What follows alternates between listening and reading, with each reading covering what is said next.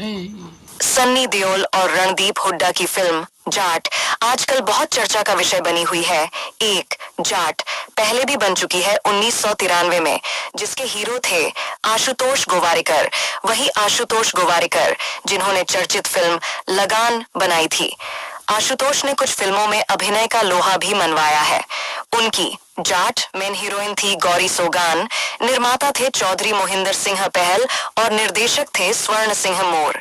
Film की कहानी एक फौजी और उसके किसान परिवार पर केंद्रित थी। कोठे चढ़ ललकारूं समेत कुल 6 गीत इस फिल्म में थे, जिन्हें सविता साथी, दिलराज कौर, मोहम्मद अजीज, विनोद सहगल, सुखविंदर और रवि रावत ने अपनी आवाज से यादगार बनाया था। आज आशुतोष गोवारिकर एक चर्चित फिल्म निर्माता, निर्देशक, अभिनेता और पटकथा लेखक हैं, जो मुख्य रूप से अपनी ऐतिहासिक फिल्मों के लिए जाने जाते हैं।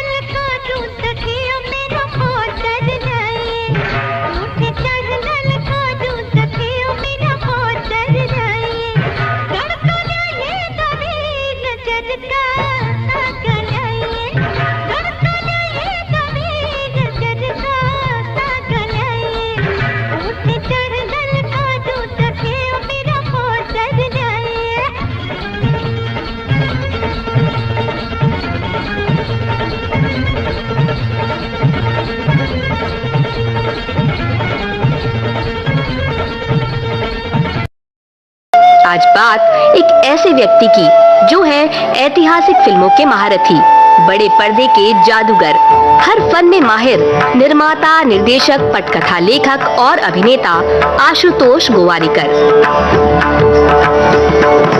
आशुतोष गोवारिकर, जिनके नाम के साथ जुड़ा है लगान, स्वदेश, जोधा अकबर जैसी बड़ी फिल्मों का नाम, उन्हें एक ऐसे निर्माता निर्देशक के रूप में जाना जाता है जो पर्दे पर इतिहास को जीवंत कर दिखाते हैं। आशुतोष गोवारिकर कैमरे के पीछे डटे होते हैं और कागज पर लिखी अपनी कहानी को हमारे सामने बखूबी पेश करते हैं।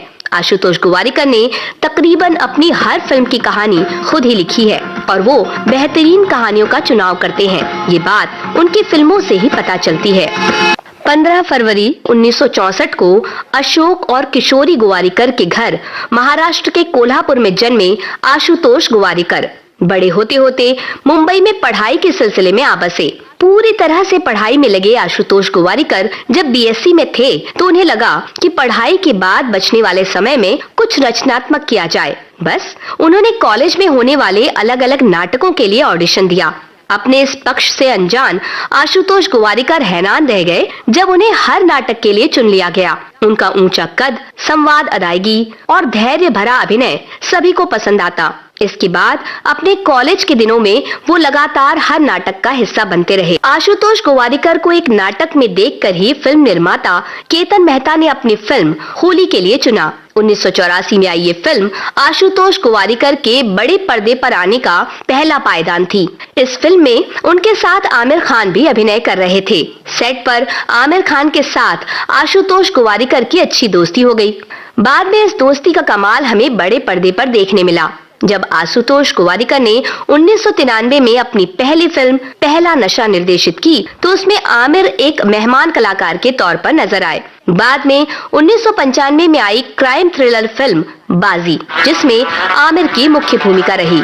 आशुतोष गोवारिकर की निर्देशित पहली दोनों फिल्में बॉक्स ऑफिस पर कमाल नहीं दिखा पाई, लेकिन उनके साथ काम कर चुके आमिर खान को ये भरोसा था कि आशुतोष एक बेहतरीन निर्देशक बनने का हुनर रखते हैं। साल 2000 में आई आमिर खान द्वारा निर्मित और अभिनीत फिल्म लगान। फिल्म की कहानी लिखी आशुतोष गोवारिकर ने और उसे निर्देशित भी किया। एक ऐतिहासिक घटना पर आधारित बड़े पैमाने पर बनाई गई इस फिल्म की कहानी इतनी खूबसूरती से बनाई गई कि एक बार देखकर किसी का मन ही न भरता। लगान ने सफलता के नए परचम लहरा दिए और चारों ओर से पुरस्कारों की बारिश होने लगी। लगान की सफलता के बाद आशुतोष गोवारिकर को एक ऐसा संबल मिला कि उन्होंने अपनी कहानियों को अपने अंदाज में कहने का मन बना लिया। बस पत्नी सुनीता से सहमति लेकर उन्होंने शुरू कर दिया आशुतोष गोवारिकर प्रोडक्शन और बनाई फिल्म स्वदेश। जब आशुतोष गोवारिकर अभिनय में सक्रिय थे उस दौरान उन्होंने 2 एपिसोड में वापसी नामक एक कहानी में मोहन भार्गव की भूमिका निभाई थी। ये कहानी उनके मन में तब से ही बसी थी और वो जानते थे कि इस कहानी को सिर्फ 2 अध्याय में नहीं बल्कि एक पूरी फिल्म के रूप में ढालकर ही इसके साथ न्याय हो सकता है। असल जिंदगी के एक वाक्य से प्रेरित होकर कहानी के अंत में उन्होंने कुछ जरूरी बदलाव किए और स्वदेश फिल्म के रूप में उन्होंने सालों से अपने मन में बसी इस कहानी को लोगों के सामने पेश किया। नासा में शूट होने वाली पहली भारतीय फिल्म स्वदेश नासा में कार्यरत साइंटिस्ट मोहन भार्गव के देश वापस लौटने की कहानी है। कई लोगों ने आशुतोष गोवारिकर को ये सलाह दी कि वो खुद ही इस फिल्म में मुख्य भूमिका निभाएं, लेकिन उनका मानना था कि एक निर्देशक और अभिनेता दोनों भूमिका में एक साथ ढलकर वो काम नहीं कर सकते। जब स्वदेश रिलीज हुई तो लोगों ने इसे पसंद नहीं किया। फिल्म बड़े पर्दे पर कमाल नहीं कर पाई, लेकिन साल दर साल इस फिल्म ने लोगों के दिलों में ऐसी जगह बना ली है कि रिलीज के 2 दशक बीतने के बाद भी ये लोगों के मन में ताजा है। स्वदेश की असफलता से आशुतोष गोवारिकर विचलित नहीं हुए, बल्कि वो नई कहानी की तलाश में जुट गए। उनके काम का एक अलग ही अंदाज है। वो खुद बताते हैं कि उन्हें फिल्म बनाने की जल्दी नहीं है, बल्कि वो हर कहानी को लेकर काफी गंभीर रहते हैं। वो हर फिल्म के लिए जरूरी रिसर्च खुद ही करना चाहते हैं, क्योंकि अगर कोई और उनके लिए रिसर्च करे तो उन्हें वो सारी चीजें पता नहीं चलेंगी जो सिर्फ उनकी नजर देख सकती है। यही बात उनके फिल्म में अनोखे रंग भरती है। आशुतोष गोवारिकर अपने काम से कहीं समझौता करने में यकीन नहीं रखते। उनकी ये मेहनत बड़े पर्दे पर उभर कर सामने आती है। इसका एक उदाहरण बनी फिल्म जोधा अकबर।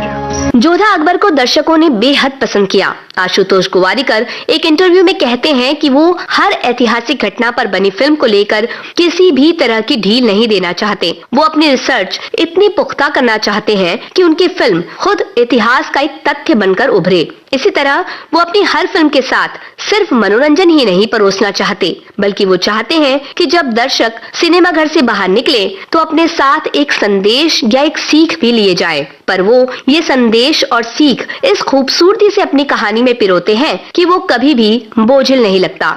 हर फिल्मकार ये चाहता है कि उनकी फिल्म अच्छी कमाई करे। इसके लिए एक सुरक्षित विषय का चुनाव करना सबसे सरल तरीका है, लेकिन आशुतोष गोवारिकर कहीं ना कहीं हर वो कहानी लोगों को दिखाना चाहते हैं जो शायद कोई और निर्माता निर्देशक असफलता के भय से ना चुने। ऐसा ही एक विषय उन्होंने चुना और बनाई फिल्म खेले हम जी जान से।